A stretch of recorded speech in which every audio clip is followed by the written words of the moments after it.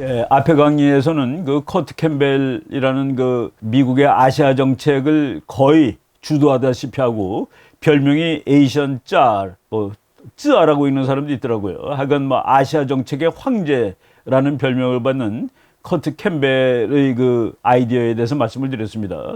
이 사람은 이제 중국과는 싸워야 된다. 그래서 그런 말을 한 이후에 커트 캠벨은 그 차이나 호크, 중국에 대한 매파라고 이제 그 사람들이 부릅니다. 그러니까 뭐 강경파다는 그런 뜻이죠. 그리고 D10이라는 개념을 이제 D10이라는 것은 G7 국가에다가 이제 세 나라를 합친 10개의 민주국가를 잘 미국이 다독거려서 중국 문제를 해결해야 된다. 그 한국이 그 D10의 아주 중요한 나라로서 미국이 고려할 거다라는 말을 했습니다. 바로 이제 거기서 그냥 그 이어지는 내용인데 이번에 5월 22일 날 한미 이제 정상회담이 있었고 거기서 나온 그 이제 문건을 보고서 많은 사람들이 야 이건 놀라운 일이다. 문재인 대통령이 지난 4년 동안에 대단히 친중적이고 종북적이었는데 요번에 보니까 이제 임기가 1년도 안 남았는데 뭐 미국하고 관계가 완전히 회복된 것 같아. 이런 식으로 참 신문사 논설위원들 이런 사람들이 글을 쓰고 있습니다. 그리고 뭐 북한이나 중국은 물론 이제 거기서 땡깡을 부리고 있죠. 북한이 땡깡을 부리고 있다고 하고 땡깡이라는 말이 이게 표준어인지는 잘 모르겠습니다만은 그 말도 안 되는 그 투정을 부린다 그런 뜻인데 지금 북한이 뭐 한국이 800km 가는 그 미사일 그거를 미국이 사거리를 연장시켜 줬다고 그래서 분노를 하고 있는데 사실 북한은 아무런 의미가 없습니다. 과거에 연장시켰던 800km 안에 이미 북한은 다 포함되는데 북한이 100% 포함되면 그것이 1000km 못 듣고 2000km 못 듣습니까? 그런데 북한이 소리를 질렀다. 저는 그 의미가 중국이 내고 싶은 소리를 북한이 대신해 줘가지고 중국으로부터 모종의 어떤 그 이익을 받아내기 위한 그런 조치가 아닐까라고 생각을 합니다. 중국이 화를 내야 되지 북한은 뭐 물리적으로 전술적 전략적으로 화를 낼 필요가 없습니다. 왜? 이미 뭐 미국이 미사일 그 세 번째 이제 박고정고에서 800km를 확보했기 때문에 한국이 800km면 북한은 100% 이미 커버가 된 후다 하는 그런 의미죠. 예, 그 조선일보 김대중 논설위원이 뜻밖의 한미동맹 확인서라고 해가지고 지금 그 한미동맹 그 회의를 한 다음에 나온 선언문이 좀 뜻밖이다라고 얘기를 했습니다. 예, 뭐 거기에 대해서 우리가 그 학술적으로 분석을 하자면은 그 논설위원의 분석이 100%다 이제 뭐 이 동의를 할 것은 아닌 것 같아요. 그럼에도 불구하고 이제 그분의 글 주장이 뭐 의미 있는 곳 몇 군데가 있어서 이제 읽어드리면서 한번 해설을 해보겠습니다. 이제 70년 동안 동맹이 있었죠. 그리고 이 동맹은 전쟁터에서 형성된 동맹이다. 가장 그 중요한 동맹이 바로 혈맹이죠. 피를 같이 나눈 동맹. 그러니까 전쟁을 같이 하면서 맺어진 동맹. 그런데 70년 그동안 좋았고 앞으로도 철갑동맹으로 남겠다라고 맨 앞부분이 나옵니다. 철갑동맹도 우리가 이제 쓰는 말이지만 영어로도 있습니다. Ironclad Alliance. 정말 막강한 동맹이란 그런 뜻이죠. 그래서 이 공동선언을 보고 어떤 평자가 마치 2차 대전 직후 미국, 영국, 소련의 모스크바 삼상회담 담화문을 보는 것 같았다라고 평한 사람도 있고, 그러니까 이제 아주 동맹이 좋은 것이죠. 그리고 그것은 한미 간의 성명이라기보다는 미국의 신세계 질서를 천명하고 대중국 전략을 조망하는 마스터 플랜 같았다. 제가 바로 앞에서 말씀드린 그 커트 캠벨 이 사람의 그 대전략 그것이 이번 한미 정상회담의 공동 성명에 그대로 있었다라는 얘기입니다. 성명의 전체적 분위기는 미국이 한국을 도망가지 못하도록 능동적으로 끌어안는 인생이다. 미국이 붙들었다는 그런 얘기입니다. 여기에 대해서는 뭐 우리가 이제 얘기할 수 있습니다. 강대국의 행동은 말이죠. 자기가 원하는 것을 할 수 있다는 의미에서 강대국입니다. 그래서 강대국은 말이죠. 아이, 저 나라가 말 안 들어. 그랬을 때 그러면 포기해. 그러지 않습니다. 말 안 들으면은 뭐 그냥 투바가 말로만 가서 팔을 비틀어 팔을 꺾어가지고서라도 말을 듣게 만드는 것이 강대국입니다. 그동안에 한국 또는 한국 정부 또는 한국의 많은 평론가들이 우리가 뭐 한미 관계를 망가뜨리면 미국은 뭐 포기할 수도 있다라고 하는데 그렇지 않아요. 이 논설위원이 이렇게 썼습니다. 그래서 미국은 조만간 한국을 버릴 것이라는 안보 불안이 한국 내에 있는 것이 사실이다.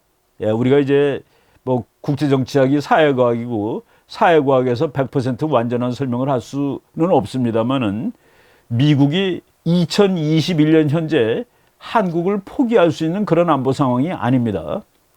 한국 정부가 야, 너 싫어. 나 중국하고 북한하고 친하게 지낼 거야. 라고 했을 때 미국이 그래, 너 글로 가라. 라고 놔둘 그런 국제 상황이 아니다. 미국은 강요할 것이다라고 이제 생각하는 것이 현실주의 국제정치학적으로 맞는 겁니다. 그래서 저는 뭐 한국 정부가 그리고 또 뭐 일부 사람들이 우리가 독자적인 노선을 걷고 중국하고 북한하고 잘 지내는 것이 무슨 문제야. 잘 지낼 수 있지. 우리 민족끼리 할 수 있어.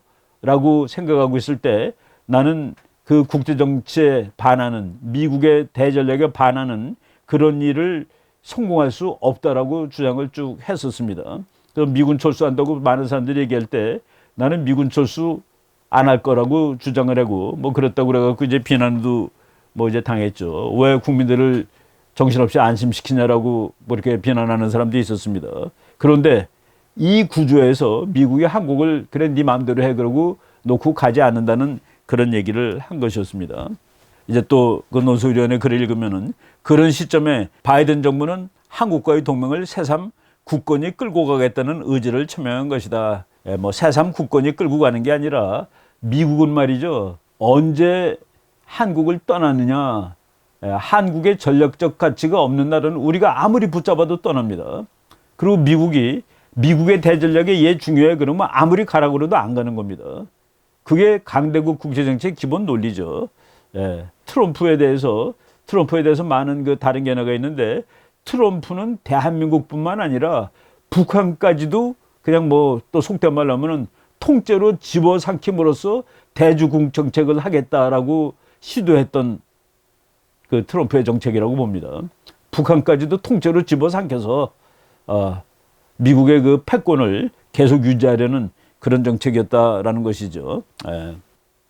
뭐 우리 그 김대중 논설위원은 바라건대 문 대통령은 대북 문제에서 전환점이 필요하다는 것을 인식했으면 한다. 예, 전환점이 아니라 원래였습니다. 4년 전에 이미 이렇게 했었으면은 그런 지난 그 허송세월이 없을 수 있다라고 이제 보는 것이죠. 이제 임기 말이 되면서 종래의 방식과 처방으로 북한을 이끌어낼 수 없다는 것을 깨달았으면 한다. 그렇죠. 종래의 방식은 뭐 3년 전에 뭐 한반도에 봄 해가지고 김여정이가 얘기를 하죠. 2018년에 한반도에 봄이 왔었다. 예, 봄 온 적 사실은 없습니다. 예, 그냥 우리가 봄이 왔다고 착각을 하는 것이죠. 본질을 볼 수 있어야 되는데 지금 임기 말이 되면서 종래의 방식과 처방으로 북한을 이끌어낼 수 없다는 것을 깨달았으면 한다. 뭐 깨달았으면 좋겠습니다. 그리고 이제 그 논설위원의 말에 한미동맹의 기운이 쇠진해가는 시점에서 그것을 되살리는 선언을 한 것만으로도 이번 성명은 한국인에게는 시의적절한 것이다. 한미동맹의 기운이 쇠진해가는 것은 뭐 물론 그 한국 측에서 중국하고 잘 지내고 북한하고 잘 지내는 것이 더 중요할 수 있어. 그리고 미국은 우리가 하는 일에 너무 방해를 많이 놓는 것 같아 라고 생각했기 때문에 한미동맹의 기운이 한국 측에서 쇠진했었습니다. 그렇지만은 미국이 봤을 때 한미동맹은 중국이라는 대적을 막기 위해서 대단히 중요한 것으로서 이제 오히려 비중이 지금 현재 더 커지고 있었던 시점이라고 볼 수가 있습니다. 그리고 그것을 이번에 바이든이 이제 확보를 한 것이죠. 예. 미국은 전략적으로 판단해서 행동할 뿐이다 라고 저는 항상 보고 있습니다. 친중 종북주의자들에게는 불행한 일일지 모르지만 현재 미국은 한반도가 친중으로 통일되는 상황을 도무지 허락할 수 없는 시점이다. 예. 뭐 우리나라 사람들 일부 중에서 이념적인 사람들은 우리가 북한하고 통일하면 어때? 북한이 통일해가지고 이 한반도가 조선민주주의인민공화국이 되면 어때? 라고 생각을 할 사람도 있었겠지만은 미국은 그것은 도무지 허락할 수 없는 일이었다. 그리고 그것이 소프트한 방식으로 나타난 것이 바로 지금이다 라고 말씀을 드리겠습니다. 예. 이제 또 동아일보 논설위원 중에서도 뭐 또 박재균이라는 분이 미국 없는 한국엔 북한도 중국도 관심 없다. 이거 국제정치에 또 원리를 썼습니다. 잘한 건 잘했다고 하자. 한미 정상회담 말이다. 문재인 정권 들어서 드물게, 아니 거의 유일하게 잘한 일 아닌가 싶다. 우리가 지난주 방송에서 이렇게 얘기를 했죠.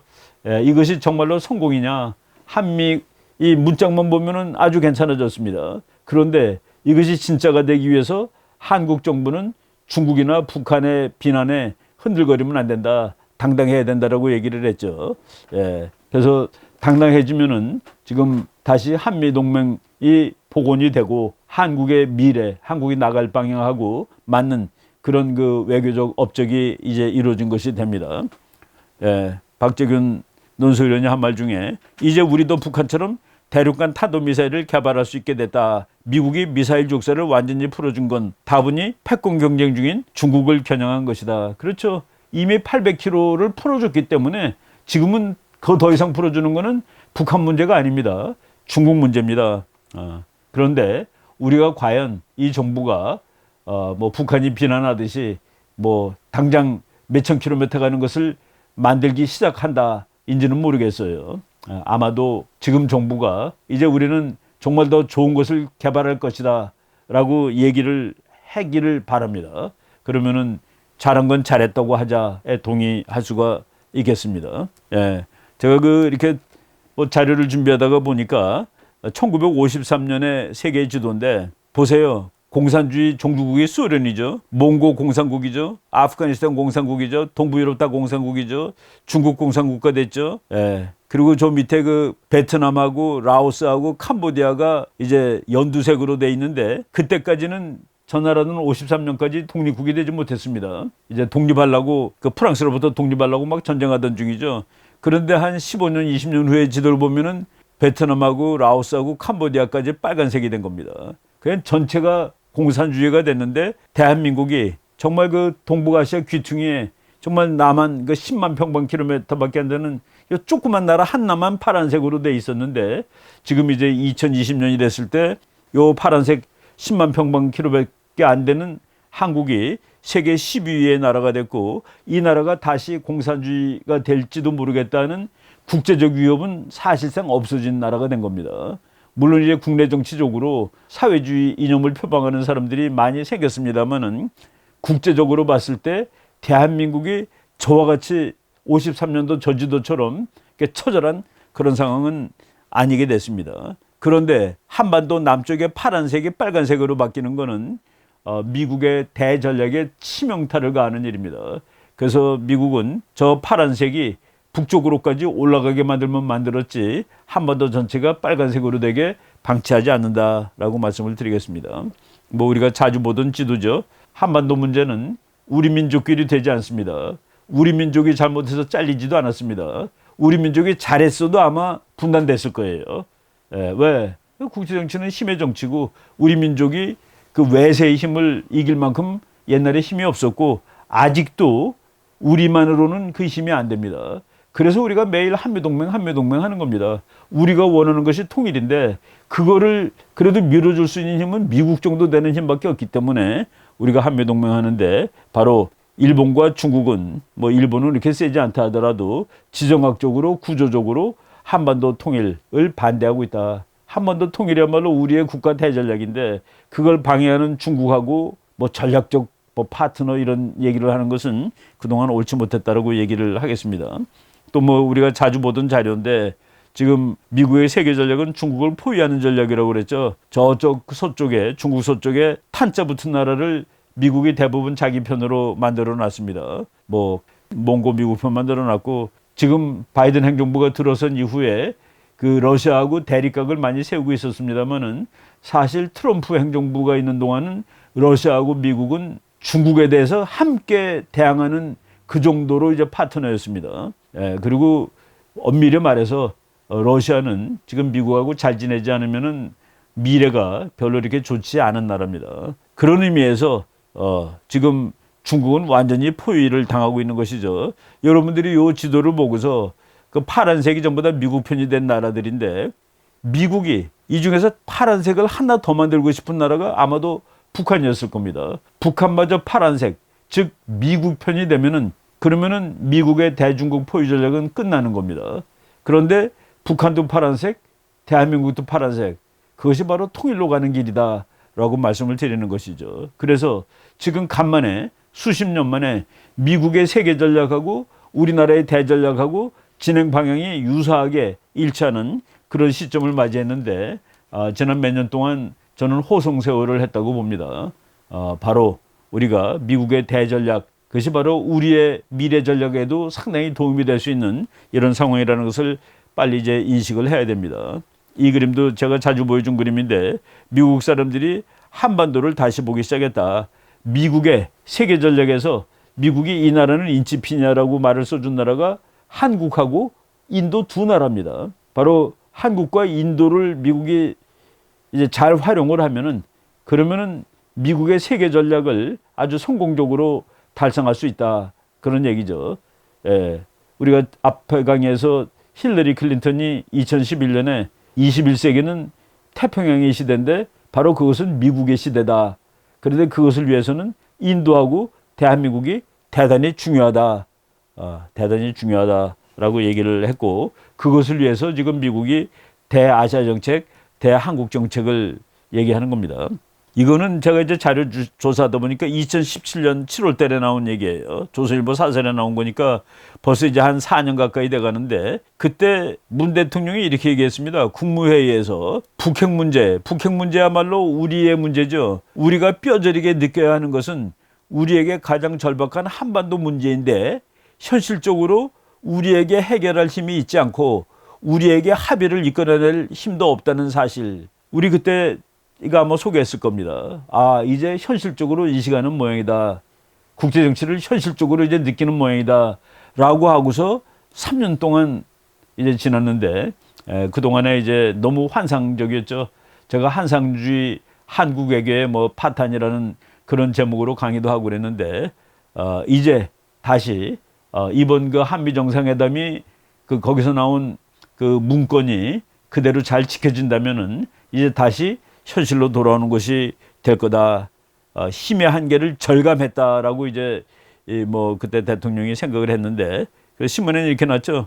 대통령 인식이 현실과 점점 가까워지고 있는 것은 분명하다. 그런데 다시 그 얘기를 하는 데까지 3년이 지금 4년 가까이 걸렸다라고 말씀을 드리겠습니다.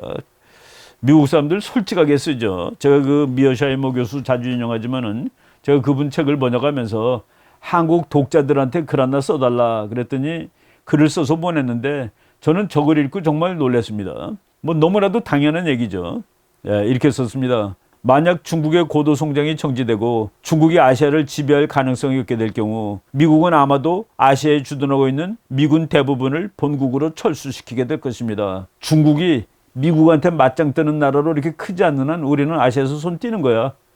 그렇기 때문에 중국이 아시아를 지배할 의도를 품을 정도로 막강해지지 않는다면 미국은 이 지역으로부터 철수할 것이고 한국에 대한 안보 제공을 중지할 가능성이 있습니다. 정말 솔직하죠.